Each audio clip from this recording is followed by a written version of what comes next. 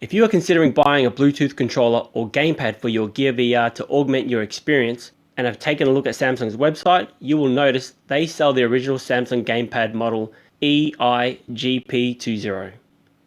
This is a very good product that has more uses like any other Bluetooth controller other than for Gear VR gaming. It has an extendable, retractable top arm that will hold your phone in place to play mobile games, and surprisingly it holds the Note 4 pretty well. It is however not cheap, as it is an original Samsung product. So in this video, I'll give you the comparisons of a few other choices that range in price and have a totally different feel. First up, just to mention, there are several Bluetooth gaming controllers you could get online. The ones I've gotten so far are from China, which includes postage and handling. You could get something like these for well under $30 US. And for under $10, you could get these.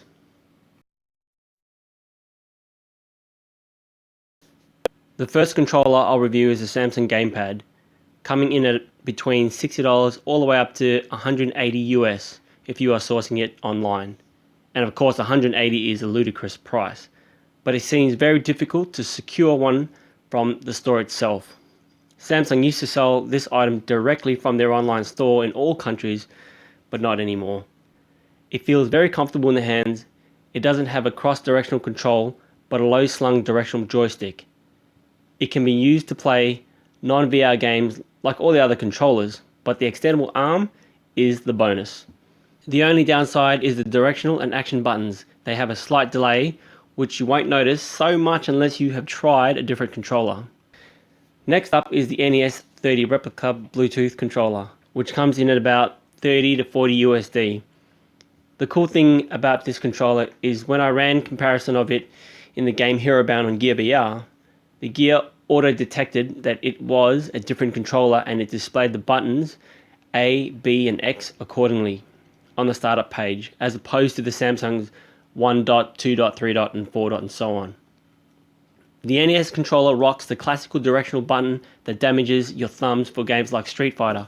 However, while testing it on Herobound, it is the smoothest and most responsive gamepad so far. And because the buttons have a more robust feeling and a mechanical depth to it, I suppose the 2015 term for it is organic. The only downside is the L1, R1 buttons, which has never been part of the original NES design, is far better suited on the later evolution, which is the Super NES. The next gamepad is the iPega controllers.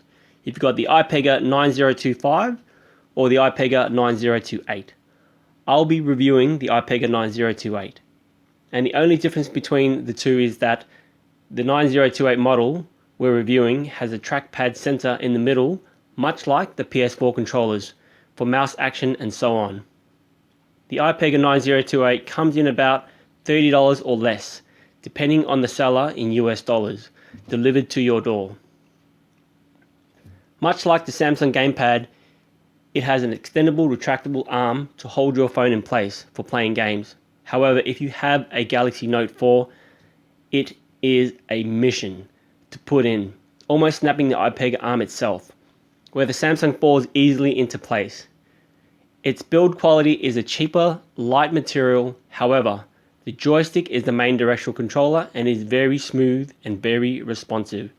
The device itself has a silicone coating, which feels very nice in the hands.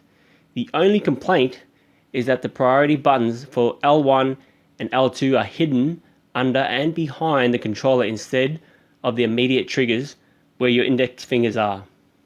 For some other games like emulators, these are customizable, but for VR, it is not.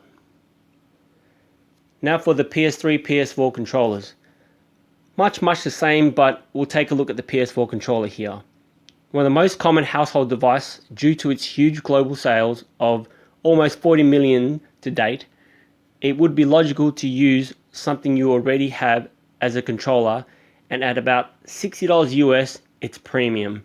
So you would imagine a good gaming experience. However, that said, it is the slowest, most delayed controller I've used for the Gear VR. So the lag is a definite buzzkill.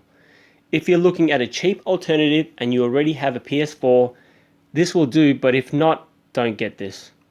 Finally, There are a bunch of tiny Bluetooth game controllers on the market from China, and they're pretty generic. They look like this or thereabouts and are between $4 US to $7 with free shipping. It even has a loop to add a keyring. They work just as well and pretty responsive. Oddly enough, the default configuration is reverse for the directional keypad. So unless you are left-handed and prefer the directional control on your right-hand side, up is down, down is up. It is pretty small, it's portable, it's cheap, and has a long battery life.